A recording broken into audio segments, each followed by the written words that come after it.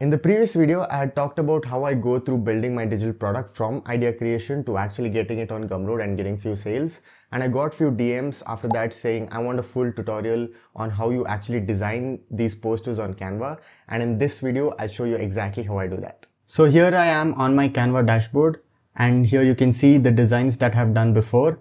I also designed my YouTube thumbnails on Canva as well. So right now let's start with our Canva design. So firstly, you can go to templates and you can check out few templates. So let's type in digital products.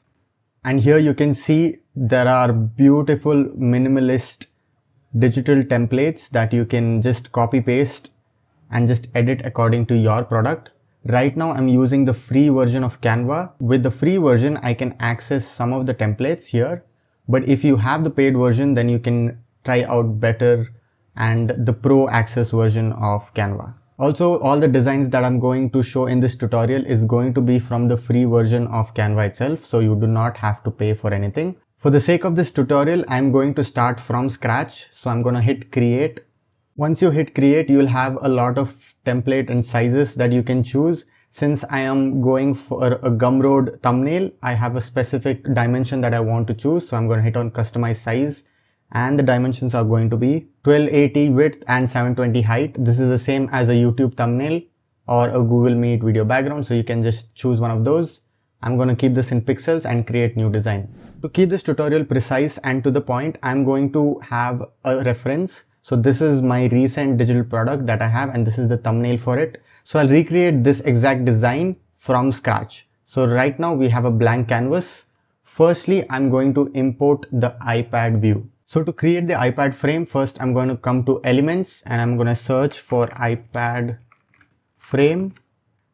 This is going to get me to this page. Here I can choose the device that I want. Right now I'm going to choose the third one. And as you can see, we have the iPad here. So I'm going to align it and resize it. Now that I have the iPad in place, let me add a photo or a screenshot of my product so that I can show it to the viewers. So let's go down to upload section and upload the file that we want. So I'm going to hit on upload files. So as you can see, I've uploaded my file. Now I just have to drag and hover over this iPad. So you can see the overlay here, and then I just let it go. So right now, the photo is stuck to the iPad. So basically the photo has a frame. Now I'm going to realign it. Now the screen kind of looks dull. I want to give this a bright effect. So I'm going to hit on the frame. I'm going to hit on edit, head over to adjust section, and I'm going to tweak these values to make the picture look better and look brighter. So firstly, I'm going to increase a contrast by a little. Again, there's no specific value for this. I'm just doing a trial and error to see what goes. So I'm going to keep 10 for now. Let's go to color. So I'm going to max the saturation and vibrance. So you can see it enhances the colors. And to make the words a little more visible, I can enhance and play with the sharpness and clarity. Now that we have the iPad in place with the photo, let's go to elements, get another iPad frame, which is right here. I'm going to do the same thing, but I'm going to put the iPad behind. So to do that, you have to go to position and hit backward. So this iPad goes behind the old one. So right now I'm going to place it here. Now that I have the iPads in place, I'm going to repeat the same process. So I'm going to hit uploads, choose the photo that I want. Once you have the photo ready, just drag and drop it on the screen, and here you can see the picture is inside the frame. Now it's time to add some font. So I'm going to head over to text. I'm going to add a heading and I'm going to place it here. You can play with the font and the size. For now, I'll keep it default. I'm going to say place it here. And let's duplicate the text. So I'm going to press Ctrl+D, which is going to duplicate this, or I can just hit over the 3 dots and click on duplicate. Here you have the shortcut as well. I'm going to place it here and say system, align it, again Ctrl+D to duplicate, and then say OS. So now we have the font, but it looks kind of unprofessional. So I'm going to change the font and the size. So for the font, I'm going to click on the text and I'm going to hit font, and I have all of these options. You can choose whichever you want, but I'm going to go with a font called as Elron.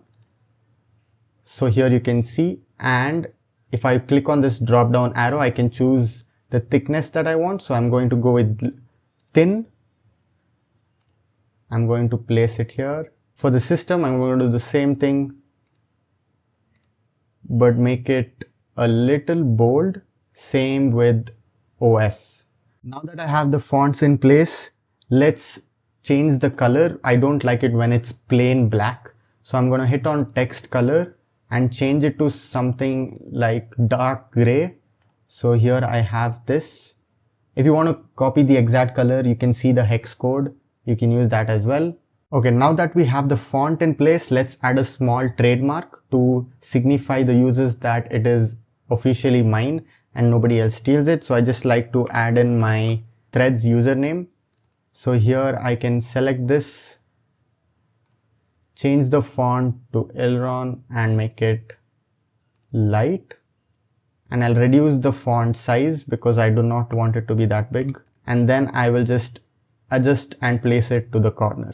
Now that we have everything set, I just want to add a finishing touch, which is to give this a better look. So I'm going to head over to elements and I'm going to say dotted background. So here I'm going to click on graphics and search for a dotted background so that I can add it here. Here you can choose whichever one you like. I'm going to choose, let's say, this one. So here you can see it's a very similar and simple dotted background. So here I'm going to go to position again. I'm going to hit to back because I want this as a background and I don't want it on the iPad or on the text. So right now this image is behind all of the text. So I'm going to place it to a corner and I'm going to resize it. Then let's hit Ctrl D to duplicate, and I'm going to keep this here as well. Again, go to positions, hit to back so that the background is behind the iPad. So right now you can see there is a half circle here. So I'm just going to choose one of the frames and crop it. Perfect. Now it seamlessly integrates the two frames. And one more touch, the background looks a little dark. So I'm just going to select this, go to opacity, and then reduce the transparency by a little so that it's there in the background, it's not hitting the eye. I'm going to keep it at 60.